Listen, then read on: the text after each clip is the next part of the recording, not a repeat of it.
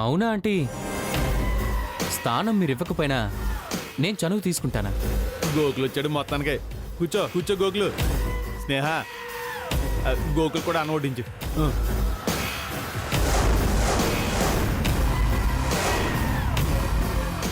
బాగా ఆకలిగా ఉంది బ్రో. ఈరోజు కడుపు నిండా తినేస్తాను. వడ్డించు స్నేహ. రేయ్, మర్యాదగా పైకి లేరా. అదేంటి అత్తయ్య, అది దేవోభవ అంటారు కదా, మరి అన్నం ముందు కూర్చున్న వాళ్ళు లేవమంటాం మీలాంటి పెద్దోళ్ళకి తాగదత్తయ్య. వాడు అతిథి కాదు, అసురుడు. ఏదేమైనా శత్రువైనా సరే మన ఇంటికి ఆకలింటూ వస్తే అన్నం పెడతాం, అది మీకు తెలీదా? రాజావారి కుటుంబం అంటే ఏంటి? నా మాటని పెట్టండి అత్తయ్య, నేను అడుగుతున్నాను కదా.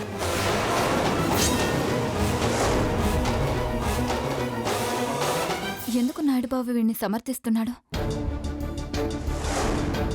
స్నేహ, గోకులు కూడా అన్నం వడ్డించు.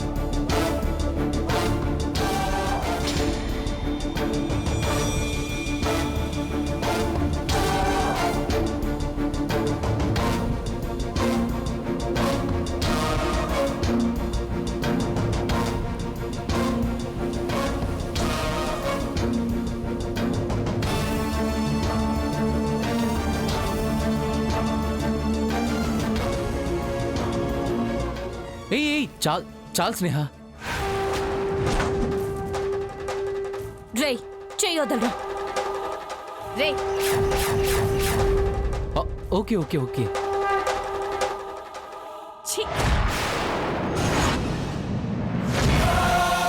వీడికి అన్నం పెట్టడం, పాముకి పాలు పోయడం రెండు ఒకటి.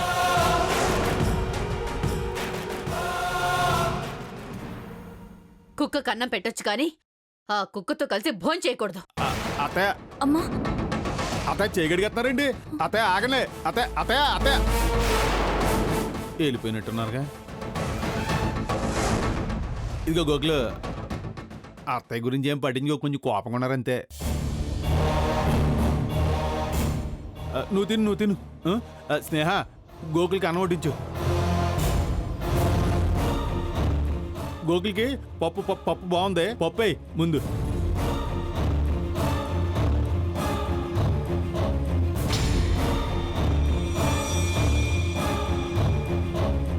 మర్చిపోయింది చెప్పడం, స్నేహ చారు చేస్తే అదిరిపోద్ది. వాసన చూసా గుమ్మలు ఆడిపోతుంది. అప్పుడే పప్పులో చారు వేసుకో, చాలా బాగుంటది, తిను. అవునా? ఎంత బాగా చేసావో చూస్తా. చార్వి స్నేహ.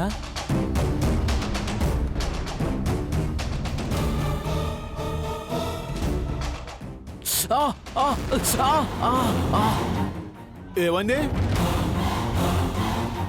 అది పేరు కనుకొని చార్లు చేపెట్టాను బ్రో. అయ్యయ్య, అలా ఎలా చేసావు గోగులు? చూసుకోవచ్చు కదా, అయినా పెరుగు ఆకరణ కదా, అప్పుడు ఎందుకు వెళ్ళావు? నాకు ఆఖరే కదా.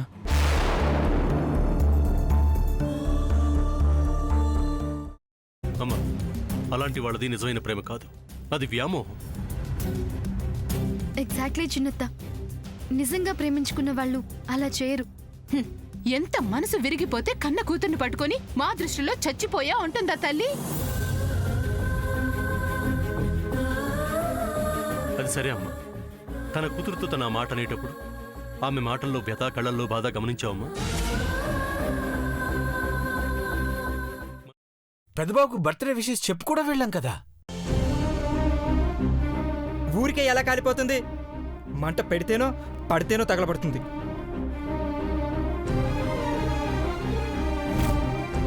కరెక్ట్ చిన్నబాబు, నీకొచ్చినట్టే నాకు డౌట్ వచ్చింది. పార్వతే షర్టును తగలబెట్టిందనుకుంటా.